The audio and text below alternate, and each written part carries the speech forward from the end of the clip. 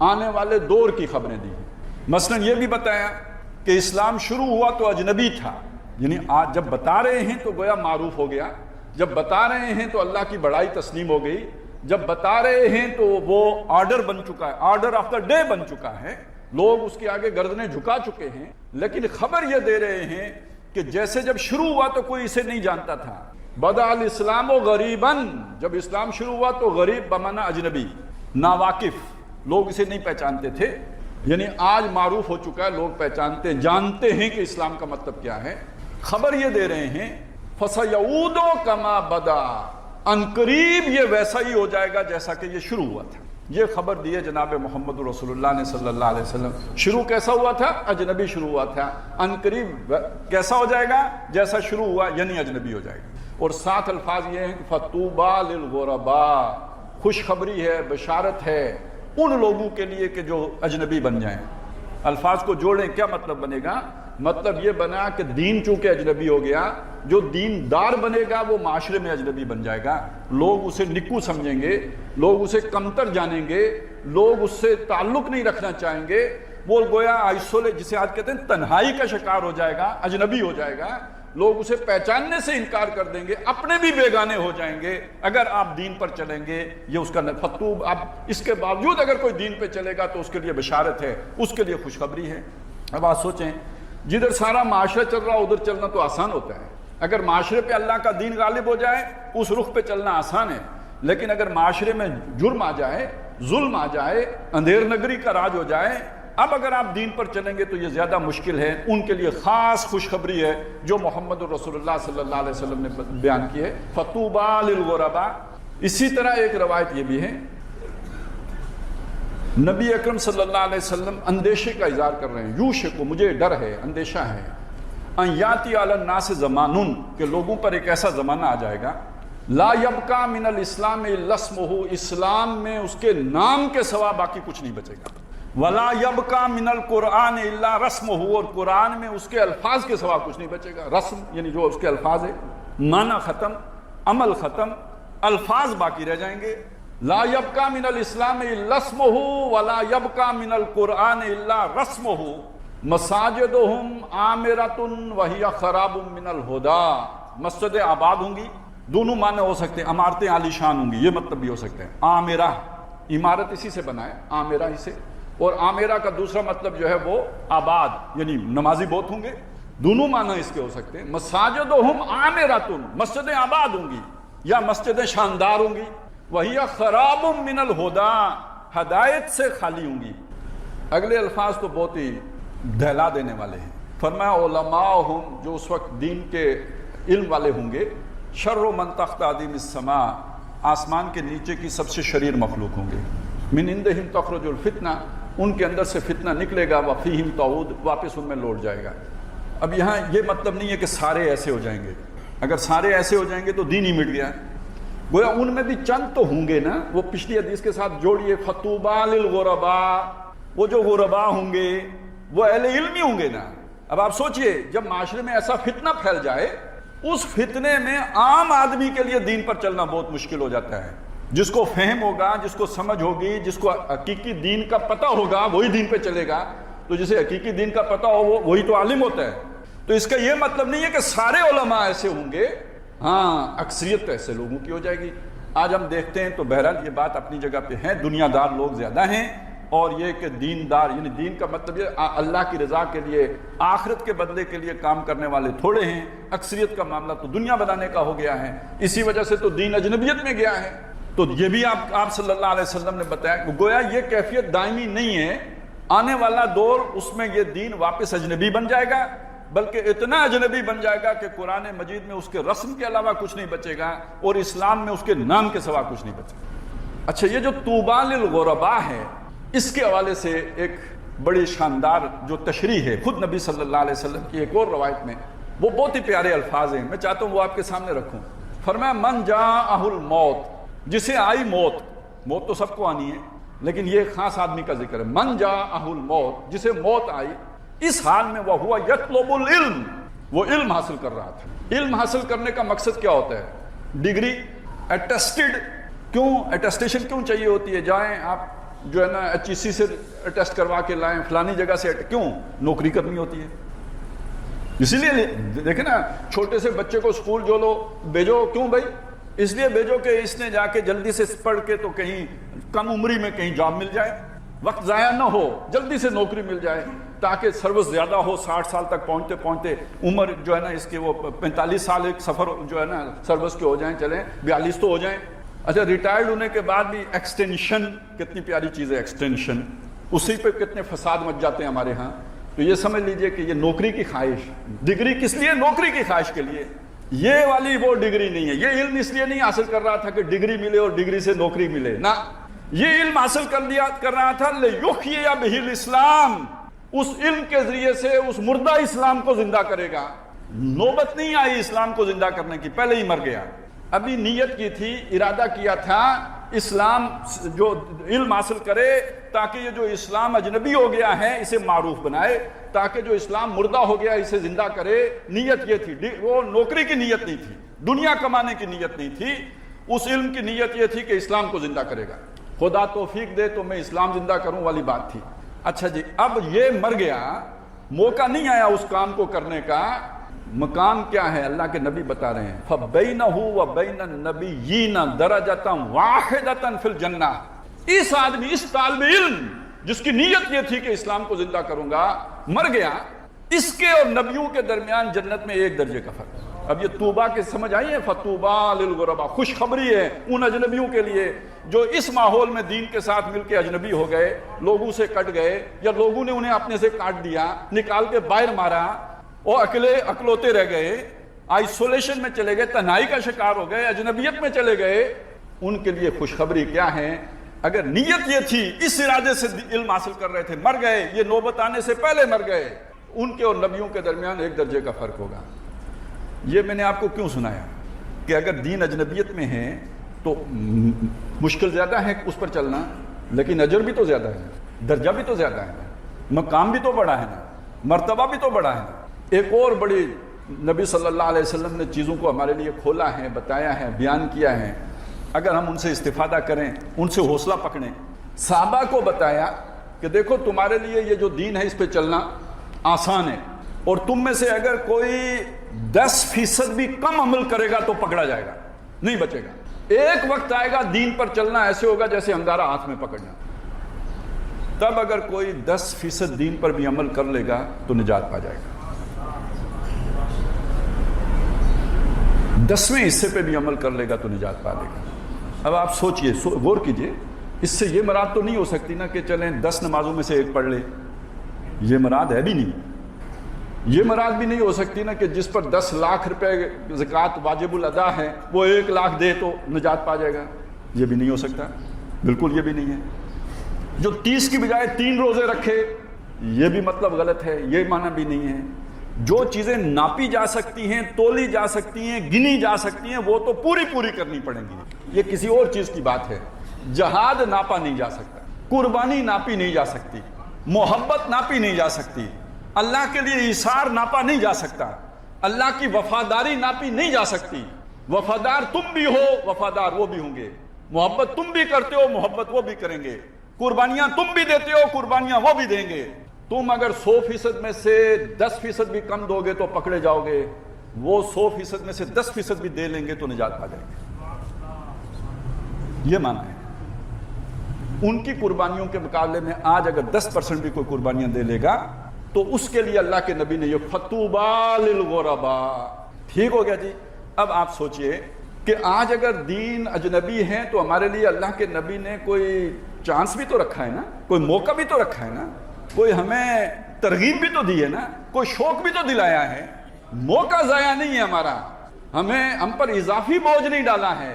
اگر مشکل ہے تو اس کے لیے اجر بھی بڑا رکھا، اور اتنا بڑا رکھا ہے کہ ابھی طالب علمی میں موت آ جائے، نیت وہ والی ہو، نیک نیت ہو، تو اس کے نتیجے میں آخرت میں جنت میں نبیوں کے بعد دوسرا درجہ ان لوگوں کا ہوگا، یہ مقام ہے۔ تو سب سے بڑی مبارکباد کے تو مستحق وہ لوگ ہوئے کہ جو اصل دین کو زندہ کر رہے ہوں، جس کا مطلب ہے اللہ کو بڑا کرنا، اللہ کی بڑائی کو تسلیم کروانا۔ وہ دین جو محمد الرسول اللہ نے قائم کیا تھا اسے واپس اسی خطوط پر قائم کر دینا، اس کے لیے محنت کرنا، اس کے لیے قربانیاں دینا، اس کے لیے اپنے کاروبار تج دینا، اس کے لیے اپنی نوکریوں کو ٹھوکر پہ رکھنا، اس کے لیے ہر قربانی دینے کے لیے تیار رہنا، یہ وہ لوگ ہیں کہ جو طوبیٰ کے حقدار ہیں، خوشخبری کے حقدار ہیں۔ اور جو ہمارا دور ہے جس میں کہ ہم ہیں، اس کے بارے میں بھی جان لیجئے کیسا دور ہے۔ یعنی وہ تو بات حضور کے دور سے بہت جلدی شروع ہو گئی نا۔ حضرت حسین رضی اللہ تعالیٰ عنہ کو جان کی قربانی دینی پڑی تو کوئی گڑبڑ ہو گئی تھی تو دینی پڑی نا، کوئی تو گڑبڑ تھی۔ میرے سے، آج کے تمام علماء سے، آج کے جو شیخ الحدیث شیخ القرآن ہیں، ان سے زیادہ دین کا فہم حضرت حسین رضی اللہ تعالیٰ عنہ کو تھا یا نہیں تھا، آپ اپنے دل سے پوچھیں۔ تو جان سے زیادہ پیاری شے تو کوئی نہیں ہوتی۔ دیوانے تو نہیں تھے، خدا نہ خواستہ فاتر العقل تو نہیں تھے۔ اگر وہ جان دے دی اور اپنے سارے خاندان سمیت کھڑے ہو گئے تو کوئی تو فرق پڑا تھا نا جس کے لیے دیے۔ اس دین سے آپ واقف نہ ہوں تو نہ ہوں، یہ آپ کا قصور ہے۔ وہ جو دین کو جانتے تھے، جنہوں نے براہ راست اپنے نانا سے سیکھا تھا، وہ تو جانتے تھے نا کیا گڑبڑ ہے۔ تو اگر اس دور میں اتنی گڑبڑ ہو گئی تھی تو آج تو اتنی ہو گئی ہے۔ نسبت تناسب اگر آپ نکالنا چاہیں نا تو میں چلیں، ہو سکتا ہے یہ بات میری ویسے لوگوں کو پسند نہیں آتی، لیکن سوچئے، میں غلط نہیں کہہ رہا ہوں، اس لیے بار بار کہہ رہا ہوں کہ ہمارے آج کے حکمران، بلکہ ہمارا معاشرہ یزید سے بھی گیا گزرا ہے۔ اس کے اندر اتنی غیرت تھی کہ وہ اپنی کوئی مسلمان بہن کے کافروں کو بیچ نہیں سکتا تھا۔ سوچیں، بیچ سکتا تھا یزید؟ سوال ہی نہیں پتا۔ یہ جو حجاج بن یوسف نے بھیجا تھا محمد بن قاسم کو، کیوں بھیجا تھا؟ حجاج بن یوسف میں بھی اتنی جو تھی کہ اگر مسلمانوں کو کہیں ہندو نے نقصان پہنچایا تو لشکر کشی کرنی ہے۔ ہم کہاں پہنچ گئے ہیں؟ ڈاکٹر عافیہ صدیقی کو کس نے بیچا ہے؟ سمجھ آئی میری بات کی؟ تو ہم یزید سے گئے گزرے نہیں ہیں کیا ہے؟ مصیبت یہ ہے کہ ہم یزید کو روتے ہیں، اپنے یزیدوں کو نہیں پہچانتے ہیں۔ ہم تو خود یزیدیت کا شکار ہیں۔ حسینیت کدھر ہے؟ فطوبیٰ للغرباء، ان کے لیے بشارتیں، ان کے لیے ہیں، جانے جائیں، لیکن یہ کہ بشارتیں ان کے لیے ہیں۔ تو اب آ جائیں اس دور کے بارے میں اللہ کے نبی صلی اللہ علیہ وسلم نے کیا بتایا۔ آپ نے فرمایا صلی اللہ علیہ وسلم کہ حضرت آدم سے لے کر قیامت تک جتنے بھی فتنے آئے ہیں، یہ سارے فتنے ہی ہیں نا، جتنے بھی فتنے آئے ہیں، ان تمام فتنوں میں سب سے بڑا فتنہ دجال کا فتنہ ہے۔ دجال کا فتنہ ہے۔ ایک شخص ہوگا دجال، جس کا ذکر آیا احادیث میں، اسے المسیح الدجال کہا گیا، جس کے دو معنی کیے گئے ہیں۔ ایک معنی یہ کیا گیا ہے کہ وہ حضرت مسیح علیہ السلام کا بیروق بھر کے آئے گا۔ دجال دجل سے بنا ہے، دجل کہتے ہیں فریب کو، اور دجال ہوتا ہے فریبیا، بیروپیا، جس نے اپنے اوپر، جیسے آپ پیتل کے اوپر سونا چڑھا دیں، روپ بدل دیں اس کا، لگے سونا ہے حقیقت میں پیتل ہو، یہ دجل ہے، یہ فریب ہے۔ چہرے کے اوپر چہرہ سجا لینا، یہ فریب ہے۔ آپ کسی کے ہمدرد بن کے جائیں، اصل میں آپ اس کی گنڈ کاٹنے والے ہوں۔ گنڈ کاٹنا سمجھتے ہیں؟ نہیں سمجھتے، یعنی جیب کترا۔ وہ پہلے وقتوں میں چوڑی میں باندھتے تھے نا، پیسے جیب میں نہیں رکھتے تھے، وہ جو چادر ہوتی تھی اس کے ساتھ وہ گانٹھ لگا لیتے تھے، وہ گنڈ کپ مشہور ہے نا، گنڈ کپ، یعنی وہ پیسوں والی گنڈ کاٹ لینے والا۔ اب ایک آدمی آپ کے قریب آئے گا تو آپ کی جیب کاٹے گا نا، قریب آنے کے لیے ہمدرد بننا پڑے گا۔ تو اب وہ بن کے آیا ہمدرد، حقیقت میں ہے جیب کترا، یہ دجل ہے، یہ فریب ہے۔ ہمدردی کے روپ اوپر اس نے گویا پانی چڑھایا ہمدردی کا، اندر اس کے فریب کیا ہے؟ وہ آپ کا نقصان کرنا چاہتا ہے۔ آج میں نے یہ تشریح آپ کے سامنے کی ہے، آپ دکاندار کے پاس چلے جائیں، آپ تھانے دار کے پاس چلے جائیں، آپ تحصیلدار کے پاس چلے جائیں، آپ کسی سیاسی رہنما کے پاس چلے جائیں، یہ تشریح ہر ایک پہ صادق نہیں آتی، فٹ نہیں بیٹھتی۔ تو وہ اصلی دجال تو ابھی نہیں آیا، لیکن یہ کہ اس دور کے آثار آ گئے ہیں۔ دیکھیں نا، بارش ہونے سے پہلے بادل آتے ہیں کہ نہیں آتے؟ بارش آنے سے پہلے بادل آتے ہیں، ٹھنڈی ہوائیں پہلے چلتی ہیں، پھر بارش ہوتی ہے۔ اسی طرح بچے سے پہلے جو ہے نا، وہ اللہ تعالیٰ اس کی خوراک کا بندوبست ماں کے سینے میں کر دیتا ہے، وہ پہلے ہوتا ہے۔ یوں ہی سمجھ لیں کہ دجال کے آنے سے پہلے یہ فریبی لوگ آ گئے ہیں، تاکہ آپ کو پتہ چلے دجال کا دور اب کوئی زیادہ دور نہیں ہے۔ Coming events cast their shadows before, وہ ہو رہا ہے جس میں کہ ہم گزر رہے ہیں۔ فریب کا دور ہے، دجل کا دور ہے، دجالیت کا دور ہے۔ اور یہ دور کیسا ہے، یعنی کیسا دجل ہے کہ اللہ کے نبی نے فرمایا ایک شخص صبح مومن ہوگا، ایسے یعنی صبح ٹھیک ٹھاک مومن ہوگا، جنتی، شام تک کسی فتنے میں مبتلا ہو کے کافر ہو چکا ہوگا، یا شام کو مومن ہوگا، صبح تک کافر ہو چکا ہوگا۔ اب دیکھیے یہ کون سا کفر ہے؟ یہ اعلانیہ کفر نہیں ہے، یہ اعلانیہ کفر نہیں ہے، ابھی میرے دل میں ایمان کی کیفیت ہے، صبح تک میرا دل کافر ہو چکا ہے، اوپر سے میں کل بھی مسلمان تھا، آج بھی مسلمان ہوں، اوپر نہیں بدلے گا، فریب تو تبھی ہے نا، داڑھی یوں ہی رہ جائے گی، نمازیں بھی ٹکی رہیں گی، آپ مجھے مسلمان سمجھ رہے ہوں گے، اندر میری دنیا بدل چکی ہوگی، میں اب دنیا دار ہو چکا، لالچی ہو چکا، مال کی محبت گھس گئی، خوف آ گیا، تو بس اندر تو بدل گیا نا، کہاں خوف اور محبت کسی اور کی ہو جائے اللہ کے سوا تو دل کی دنیا تو بدل گئی۔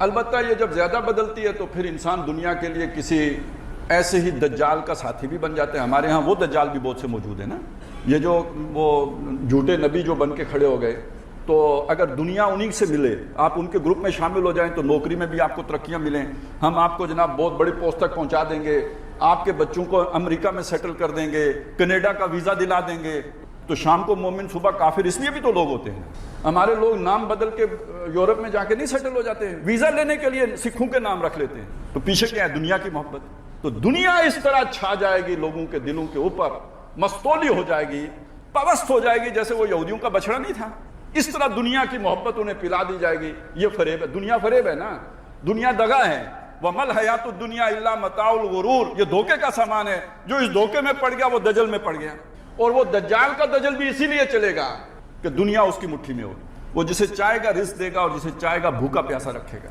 جب اصلی دجال آئے گا یہ صورت ہو جائے گی کہ ایمان والوں کے پاس کھانے پینے کو بھی کچھ نہیں ہوگا، سبحان اللہ الحمدللہ پہ گزارا کریں گے، کیونکہ سارے وسائل دجال کے پاس چلے جائیں گے، اسے رب مانو گے تو کچھ دے گا، نہیں تو ختم۔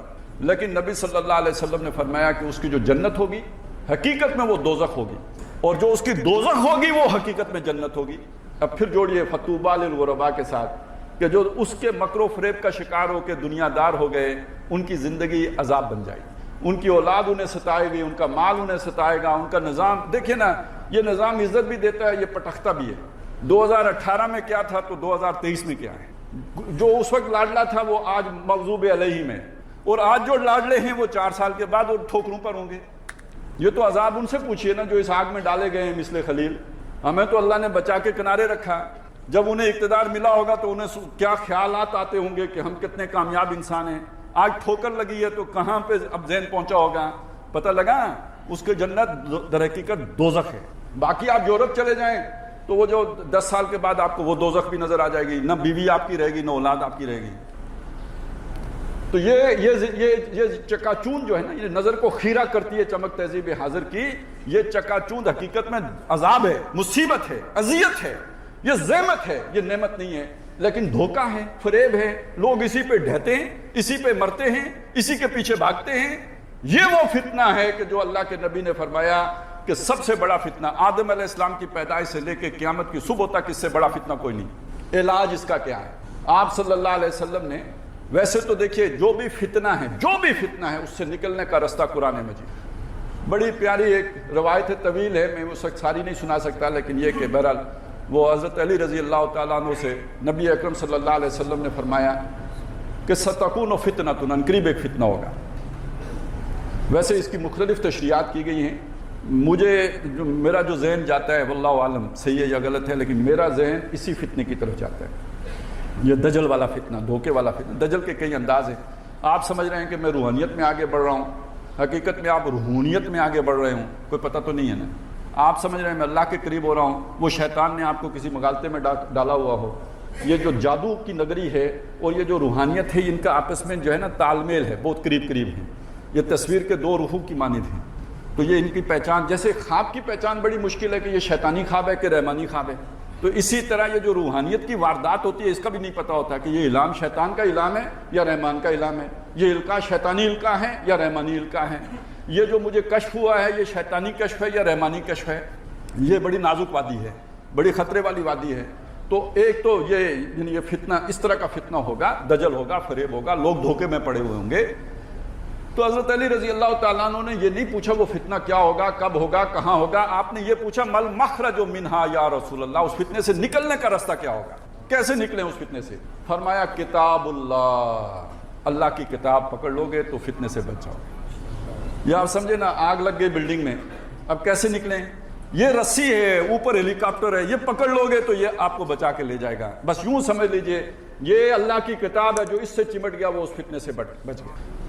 پھر اللہ کی کتاب میں مختلف صورتیں ہیں، اس کی مختلف آیات ہیں، ہر ایک کی اپنی شان ہے، وہ کتنی شانیں ہیں ہم تو ساری جانتے بھی نہیں، لیکن جب اللہ کے نبی نے ایک بات بیان کر دی کہ جو دجال کا فتنہ ہوگا اس کے مقابلے میں جو بندہ مومن کا ہتھیار ہوگا وہ سورہ کاف ہے، یعنی قرآن مجید کی ایک خاص صورت کا ذکر کیا، سورہ کاف ہے۔ اس کے بارے میں یہ بھی بتایا کہ جو دجال کو دیکھے گا اور اس پر اس کی پہلی 10 آیات پڑھے گا، اللہ تعالیٰ اسے دجال کے شر سے محفوظ کر دے گا۔ ایک روایت میں آخری 10 آیات کا ذکر بھی ہے، ایک اور روایت بھی ہے، میں یہ چاہتا ہوں کہ آپ کو سناؤں، اور اس لیے سناؤں کہ آپ یعنی آخری اور پہلی اور آخری تو یاد کر لینا، کیا پتہ ہمیں ٹکر ہی جائے تو یاد ہوں گی تو پڑھ لیں گے اس کے اوپر۔ لیکن جو اگلی ایک اور روایت ہے اس میں یہ ہے کہ جو شخص جمعے کے دن سورہ کاف پڑھ لے گا، اللہ تعالیٰ اس کو اگلے جمعے تک ایک ایسا نور عطا فرما دیں گے کہ جو اسے